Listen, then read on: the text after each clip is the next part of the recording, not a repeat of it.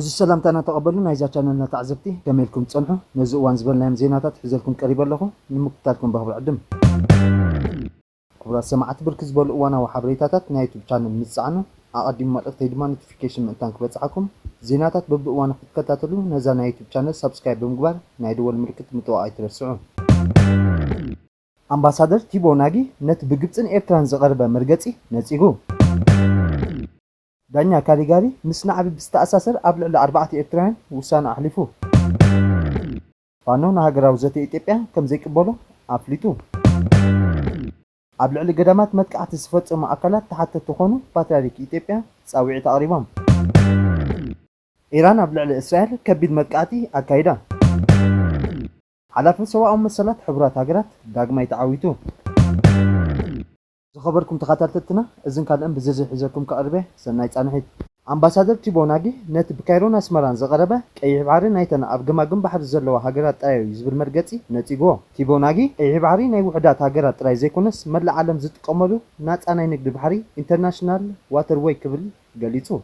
ات بحري نيسيا افريكا ايروبا زرخ بمخانو وعسنوتو نمول عالم لخاو قطبان وسانيو بمغنيات زي دوباز سجر السلطان حلافنت يليلو تيبو ناغي ግብፅን ኤርትራን ንዞባን ንምቁጻር ንኻልኦት ሓይልታት ከም ኢትዮጵያ ዝኣመሰላ ንምግላል ጥቀማሉ ዘለዋ ናይ ፖለቲካ ወረቐት እዩ እዚ መግለፂ እዚ ኣብ ዞባዊ ጽልዋ ንምዕቃብ ዝዓለመ እምበር ናይ ሓባት ጸጥታ ጠቅም ኣካይዳ ኣይኮነን ኢሉ ኢትዮጵያ ብዙሕ ህዝባን ቁጠባዊ ዓቕማን ኣብ ግምት ብምእታው ብዜናታት ተራ ኣብ ቀይሕ ባህሪ ሙሉእ ርግኣት ከም ዘይምጽእ ገሊጹ ወሲኹ ወደብ ኣልቦ እኳ እንትኾነት ኢትዮጵያ ዓባይ ሃገር እያ ስለዝኾነ ኣብ ጉዳይ ቀይሕ ባህሪ ክትግለል የብላን ዝብል መልእኽቲ ኣመሓላሊፉ ጸጥታ ቀይሕ ባህሪ ብናይ ገማግም ባህሪ ሃገራት ጥራይ ክሕሎ ከም ዘይክእል ዘርእዩ ኣብነታት ብምጥቃስ ድማ ንኣብነታት ሕቲ ጠቂሱ ኣሜሪካን ኤሮፓን ካልኦት ዓለም ለኸ ሓይልታት ድሮውን ኣብቲ ዞባ ወታደራዊ ህላወ ስለዘለዎም ስልጣን ናይ ገማግም ባህሪ ሃገራት ጥራይ ብምባል ምስ ሓቀኛ ባታ ከም ዝጋጮ ገሊጹ ኣብ መንጎ ኢትዮጵያ ሶማሊላንድ ዝተገብረ ናይ መወዳእታ ሰነድ ኣብ ቀኒ ኣፍሪቃ ዓቢ ፖለቲካዊ ፀጥታውን ምንቅጥቃጥ ፈጢሩ እዩ እዚ ስምዕ እዚ ንጅቡቲ ኤርትራ ሶማልያ ብቐጥታ ዝፀሉ ምዃኑ ዞባዊ ሚዛን ሓይሊ ቀይርዎ እዩ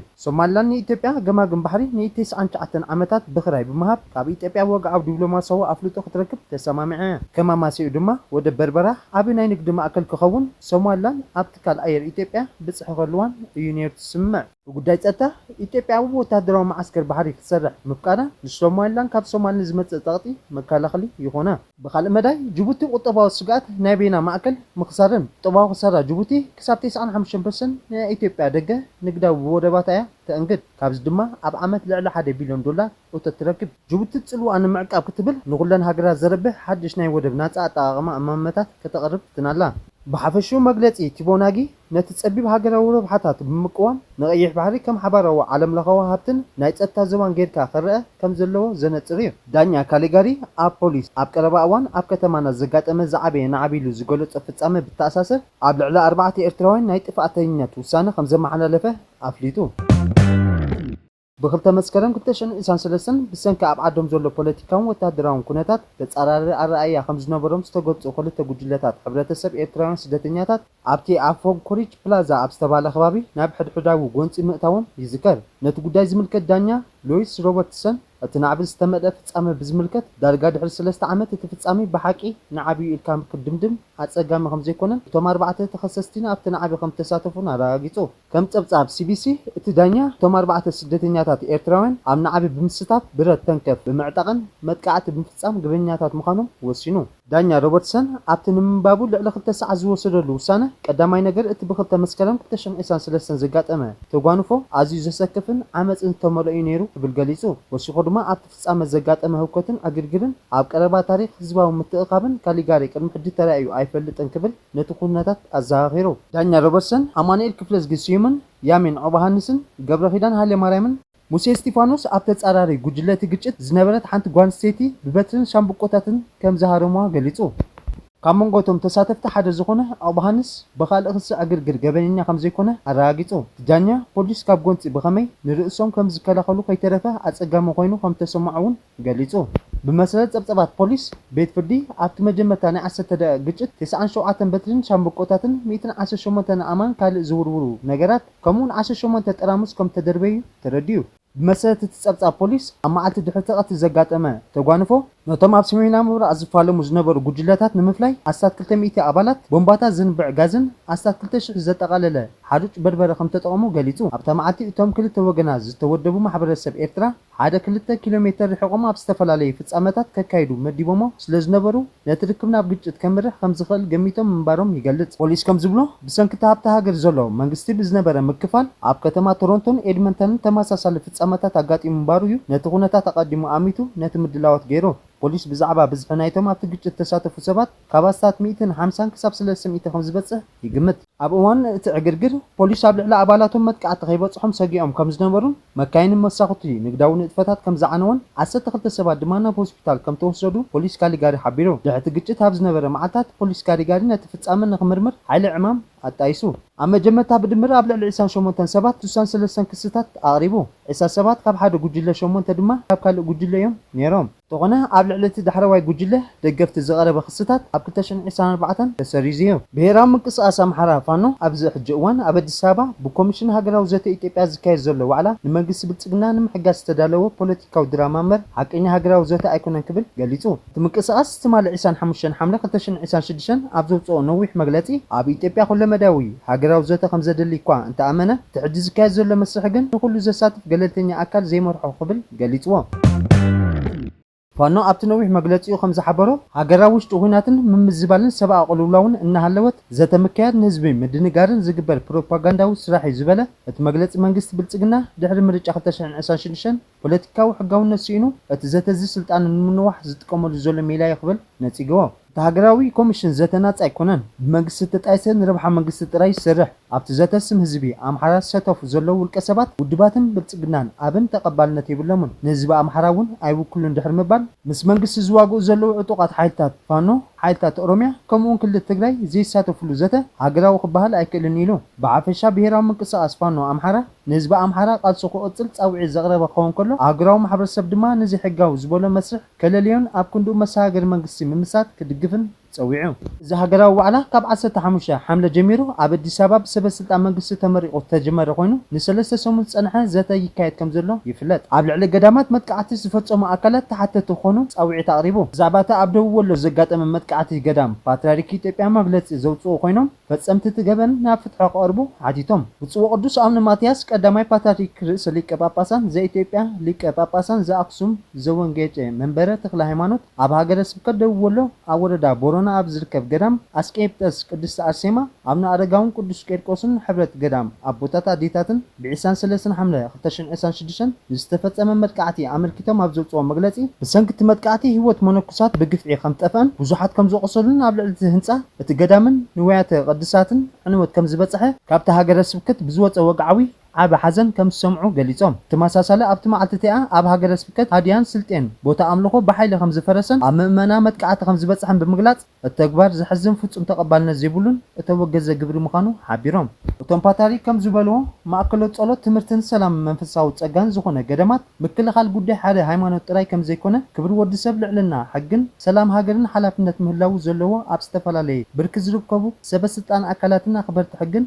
ብዝምልከት ጉዳይ ምዃኑ ኣገንዚቦም። ዘስካሕካሕ መጥቃዕቲ ዝፈጸሙ ኣካላት ተሓተቱ ክኾኑ ናብ ፍትሒ ቀርቡ ዘተሓሳስቡ እቶም ፓትርያርክ ድሕነትን ካልኦት ገዳማትን ኣድባራትን ክሕሎ ዝተጎድኡ ድማ ዝግብኦም ደገፍ ክግበረሎም ጻውዒት ኣቕሪቦም። ህዝበ ክርስቲያን መላእ ኢትዮጵያ እቶም ግዳያት መጥቃዕቲ ዝኾኑ ወገናት መንፈሳውን ሰብኣውን ደገፍ ክገብሩ ብምልባው ንዝተበደሉ ፍትሒ ንዝቆሰሉ ፈውሲ ብግፍዒ ህይወቶም ንዝሰኣኑ ዕረፍቲ ነፍሲ ንቤተ ክርስቲያንን ሃገርን ድማ ፍጹም ኮርዱፋን ዝርከቡ 4 ወሰንቲ ከባቢታት ካብ ቁፅፅር ሓይልታት ቁልጡፍ ደገፍ RSF ሙሉእ ሓላ ኣውፅኦም ኣለዉ። ከተማ ባራ እታ ኣብ ሰሜናዊ ኮርዶፋን ካልእቲ ዝዓበየት ስትራቴጂካዊት ከተማ ሙሉእ ቁፅፅር ሰራዊት ሱዳን ኣትያላ። ምስ ከተማ ባራ ብተወሳኺ ሳይላ ጋፋር ጃብራ ኣል ሼኽን ከምኡን ኣልባራካ ዝተባሃሉ ከባቢታት ተታሒዞም ኣለዉ። እቲ ሓያል ዝተዋሃደ ናይ ምድርን ኣየርን መጥቃዕቲ ንናይ መከላኸሊ መስመራት RSF ብምስባር ኣብ ልዕሊኦም ከቢድ ናይ ሰብን ንብረትን ክሳራ ኣውሪዱሎ።